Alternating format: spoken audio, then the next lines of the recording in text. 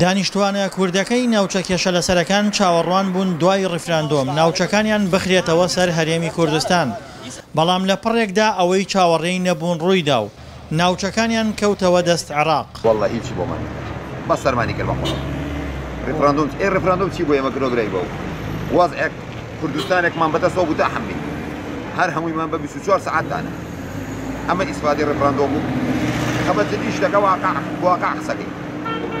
هیچ ئیسفادەیەکمان نەکرد شەدە میلار لە ڕیفراندۆم تەنها ئەوە نەبێ زەرەری ئیش و کارمان لێکەوت ئیش و کار نەما لە بازاڕە حکوومەتەکە بۆ دەسەڵاتێکیکە کە ناتوانین بە کەیفی خۆمان بجوڵینەوە زەرەکەی ئەوە ئێمە هێشتا ناو خۆمان ڕێک نەخستووە کورد ناو خۆی ڕێک نەخستووە ئێمە داوای ڕیفراندۆمەکەی دەوا کورد هەمووی یەک بێ اینجا دوای ڕیفراندۆم بکە وان نییە هەر حیزبێک 29 حیزب هەر 29 حیزبە کوامەیان هیچیان بە هیچیان رازی نین ئەگەر رازی بوونایە ئێستا کوردستان لە ئینی کەبوو لە وەزعی کەبوو. هەرچەندە بەشێکی زۆر لە دانیشتوانی کەرکووک دڵخۆش نین بە ئەنجامی ڕیفراندۆم، بەڵام لەگەڵ ئەوەشدا بەشێکیان پێیان وایە ڕیفراندۆم لە دوورمەودادا بەرهەمی بۆ کورد دەبێت و بەشێکی تریشیان زۆر گرنگی بەم پرسە نادەن و سەرقاڵی کەسابەتی خۆیانن. وڵاهی کاتێک کورد لێرە بوو مەسەلەن بێن کورد بەخۆی دەستی دەڕۆی و لە هەموو شتێک و بەس بۆ فەقیر هیچ نەبووە مامۆستا ئێستا ئەو بی ئەوی تربی بۆ فەقیر هەر بە خۆیەتی ئێستا بەنسبەتەمەە عالبانسی ئەگەر ڕۆژێ نێم نییە هەر کەسێک لێرانەبی چیمان دەستکەوت حکومەتێک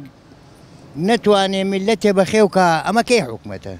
عەرەب و تورکمان 14 ساڵ بوو کورد حکومڕانیان بوو ترسیان هەبوو ڕیفراندۆم بۆ ماوەیەکی درێژتر لەژێر حکومڕانی کووردا بیان هێڵێتەوە،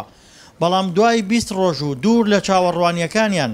دۆخەکە لە بەرژەوەندیان گۆڕا. الوضع مطمئن وكل شيء دۆخەکە جێی دڵنیاییە ئێمە برایەکی نێرە تێکەڵین شکور بۆ خوا جیاوازی نییە لە نێوان کورد و عەرەب پشت بەخوا هەروە دەبێت و هەر پێکیشەوە دەژین متعايشين. والله في كركوك نتائج الاستفتاء يعني پێشتر برا کوردەکان ڕاپرسیان ئەنجامدا بەڵام ڕاپرسیەکە هیچ ئەنجامێکی نەبوو تا ئێستاکە.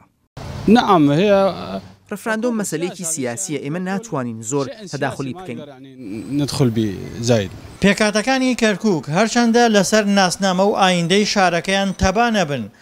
بەڵام سەقامگیری و ئاسایشی کەرکووک بۆ هەمویان وەکو یەک گرنگە. دڵشاد ئەنوەر، دەنگی ئەمریکا، کەرکووک.